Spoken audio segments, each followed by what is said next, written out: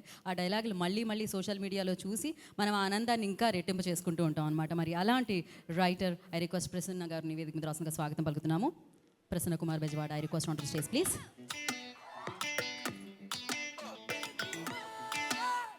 ఎలా అండి ఇలా ప్రతి సినిమాకి లైక్ ఆ కొత్తదాన్ని తీసుకొస్తూ ఉంటారు, ఆ ఫన్ని తీసుకొస్తూ ఉంటారు. యా, అందరికీ సంక్రాంతి శుభాకాంక్షలు. టీజర్ నచ్చింది అనుకుంటున్నాను నేను. And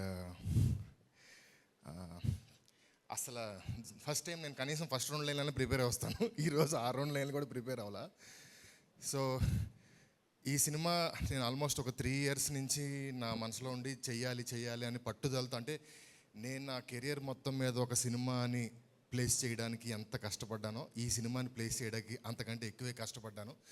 almost 2.5 3 years. అంటే ఇందాక రావు రమేష్ గారు చెప్పినట్టు ఫాదర్ అండ్ సన్ కథ. అంటే ఒకరోజు ఇంట్లో పడుకుని ఉంటే మా మమ్మీ ఎక్కడో పెరట్లో ఏదో పని చేసుకుంటే నేను మా డాడీ ఒకటేసారి ఇద్దరు ఫోన్ చూసుకుంటున్నాం. ఏంటి ఎవరితో మాట్లాడుతున్నాం, ఎవరిని ఉన్నారా అన్నట్టు జోకేసా. ఆ జోకేసి ఇటు తిరిగిన తర్వాత స్టార్ట్ అయింది.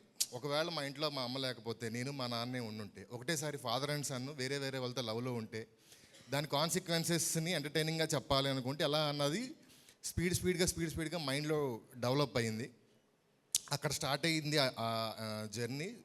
సో ఇద్దరిది అంటే ఫాదర్ అండ్ సన్ ఇద్దరు అంటే ఈక్వల్ తూకం వేసినట్టు ఇద్దరు కలిసి చేసే సినిమా ఇది. ఇద్దరు ఫ్రెండ్షిప్లో ఫ్రెండ్స్ కథ చెప్తే ఎలా చెప్తామో ఇలాగ ఫాదర్ అండ్ సన్ కథ కూడా అంత ఈక్వల్ కదా. సో ఫాదర్ కుదిరితే హీరో కష్టం, హీరో కుదిరితే ఫాదర్ కష్టం. ప్లస్ ఎంటర్టైన్మెంట్ చేయగలిగి ఉండాలి, ఇద్దరు ఎంటర్టైన్మెంట్ చేయగలిగి ఉండాలి సినిమాని ఆ రేంజ్గా. ప్లస్ వాళ్ళిద్దరు చూడడానికి ఫాదర్ అండ్ సన్లా ఉండాలి ఫస్ట్ స్క్రీన్ మీద. సో దాని గురించి టైం పట్టి ఫైనల్గా కుదిరింది ఒక ప్రాపర్ ఫాదర్ ఒక సన్.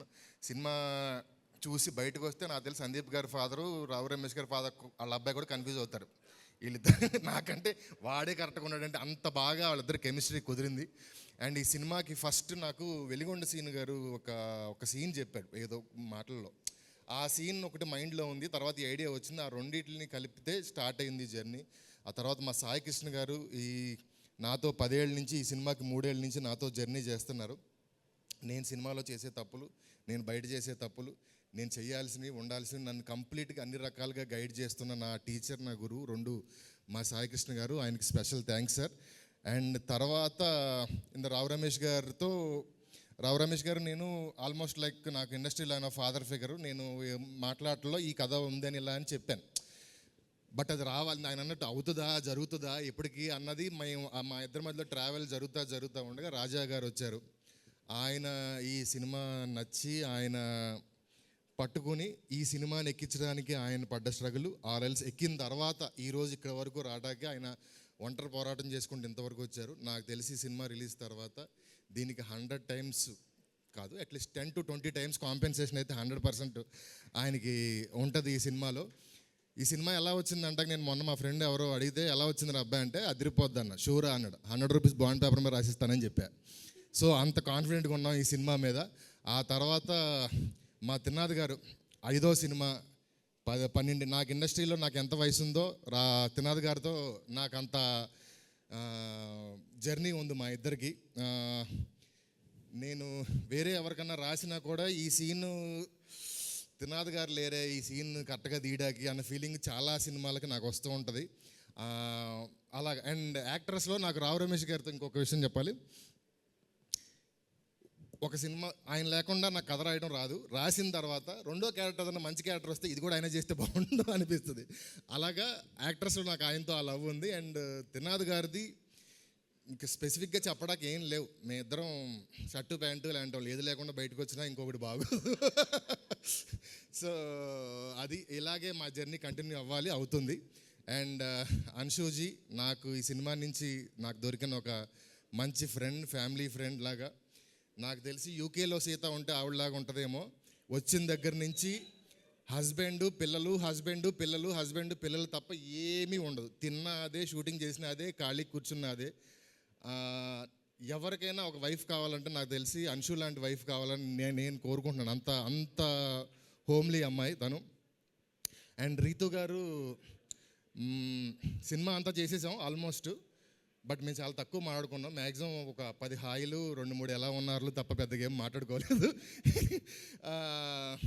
కానీ ప్రాపర్గా టైంకి వస్తుంది, చేస్తుంది, వెళ్తుంది. ప్రొఫెషనల్ అంటే ఆ అమ్మాయి ప్రొఫెషన్ తప్ప ఆవిడకి మిగతాది ఏది పెద్దగా సీరియస్గా తీసుకోదు, వచ్చి చేసి వెళ్ళిపోతుంది. యాక్చువల్గా ఒక టెక్నీషియన్గా నాకు అది చాలు. Thank you. అండ్ ఇంకా ఈ సినిమాలో మా నిజార్ గారు, మేము ఇద్దరు నేను లోకల్ నుంచి ట్రావెల్ అవుతూనే ఉన్నాం. అండ్ లియాన్ జేమ్స్ గారు ఈ సినిమా మ్యూజిక్ డైరెక్టర్, ఆయన రాలేదు. బట్ మా రావు గారు చెప్పినట్టు సాంగ్స్ డెఫినెట్గా అదిరిపోతాయి. ఇంకెవరు మిస్ అయింది తెలీదు. మా సందీప్ కిషన్ అన్న సినిమా చూపిస్తే మామ ఫంక్షన్కి వచ్చిన నాకు తెలిసి ఒకే ఒక హీరో ఆ రోజు ఫంక్షన్కి సందీప్ వచ్చారు. ఆ రోజు నుంచి నన్ను మా కాంబినేషన్ని ఇష్టపడి ఎప్పటికప్పుడు టచ్లో ఉండి సినిమా చూపిస్తే మామ అయిపోయిన తర్వాత నా ఫోన్ నెంబర్లో ఫోన్ చేసి అన్న కథ చెప్తాను సినిమా చేద్దాం అని అడగలిగినంత ఫ్రీడమ్ ఉన్న ఒకే ఒక హీరో సందీప్ అన్న. ఫోన్ చేశాను, ఎక్కడో లొకేషన్లో షూటింగ్ జరుగుతుంది. ఆ నేనింతే సినిమాలో లాగా షార్ట్ మధ్యలో కుర్చీ చేసుకుని వచ్చి జాన్ చెట్టు కింద నేను లోకల్ కదా 10 నిమిషాలు చెప్తుండగా ఆపేసి ప్రొడ్యూసర్ ఎవరో మిగతా సెటప్ లేవు చూసుకో చేసేద్దాం అన్నారు ఆయన. కానీ అది కుదరలేదు. హలో గురు వారం రోజుల్లో షూటింగ్ వరకు వెళ్ళింది. కానీ సమ్ అదర్ రీజన్స్ అది వేరే టర్న్ తీసుకుని వేరే దగ్గరికి వెళ్ళింది. ఆయన ఆ సినిమా చేయాలని చాలా కోరుకుని దాని గురించి చాలా ట్రై చేశారు. కానీ నన్ను అప్పుడు ఒక్క మాట కూడా, ప్రసన్న మనం చేద్దాం అనుకున్నాం అక్కడికి ఎందుకు వెళ్ళింది, ప్రసన్న ఇది అలా ఎందుకు జరగలేదని ఒక్క క్వశ్చన్, అంటే అట్లీస్ట్ ఒక నిట్టూర్పు కూడా లేదు. ఏంటి ప్రసన్న అది కూడా అనలేదు. జస్ట్ అది మనకు జరగట్లేదు అన్నది అనుకున్నారో మరి ఏంటో తెలియదు. కానీ ఆ రెస్పెక్ట్ నాకు ఎప్పటికీ ఉంది. నాకు ఎప్పటి నుంచో ఆయనతో సినిమా చేయాలని ఉంది. ఆయనకి నాతో కానీ త్రినాథ్ గారితో ఆయన మేము వయసుకు అప్పటి నుంచి ఆయన ఇష్టం. ఆయనకి చేయాలని ఉంది. ఆయన కోరికలో ఒక నిజాయితీ ఉంది. మాకు ఆయనకి చేయాలన్న దాని ప్రేమలో ఒక నిజాయితీ ఉంది. అందుకే ధమాకా తర్వాత ఒక 100 కోట్ల సినిమా మేము చేసిన తర్వాత సందీప్ గారికి ఎప్పుడు రావాలో ఆ టైంకి ప్రాపర్గా వచ్చి ఈ సినిమా ల్యాండ్ అయింది. ఆయన మా మీద ఉన్న నా కోసం వెయిట్ చేసిన దానికో లేకపోతే మా ఇద్దరికి కలవడానికి పెట్టిన టైంకి 100% ఈ సినిమా ఆయనకి మేము ఇచ్చే గిఫ్ట్ అవుతుందని నేను మనస్ఫూర్తిగా నమ్ముతున్నాను. అండ్ ఈ సినిమా ఇప్పటి వరకు మా అన్ని సినిమాల్లో ఎంటర్టైన్మెంట్ ఉంటుంది. బట్ ఇది మేము చేస్తున్న ఎంటర్టైన్మెంట్ సినిమా. అంటే త్రూ అవుట్ 2.5 hours మీరు వచ్చిన దగ్గర నుంచి టైమర్ ఆన్ చేసుకుంటే వెళ్ళేదాకా నవ్వుతూనే ఉంటారు. ఒక బ్యూటిఫుల్ ఎమోషన్ పట్టుకుని ఫ్యామిలీలో నలుగురు అమ్మ నాన్న 2 పిల్లలు వస్తే నలుగురికి టేక్ అవే ఉండే ఒక సినిమా ఫిబ్రవరిలో వస్తుంది. డేట్ అది మళ్ళీ అనౌన్స్ చేస్తారు. అండ్ ఇక్కడికి వచ్చిన వాళ్ళందరికీ స్పెషల్ థ్యాంక్స్. అందరికీ ఇంకోసారి సంక్రాంతి శుభాకాంక్షలు. థ్యాంక్ యూ ప్రసన్న గారు, thank you so much. So మరి ఇప్పుడు బ్యూటిఫుల్ రీతూ గారిని వేదిక మీదకి ఇన్వైట్ చేసే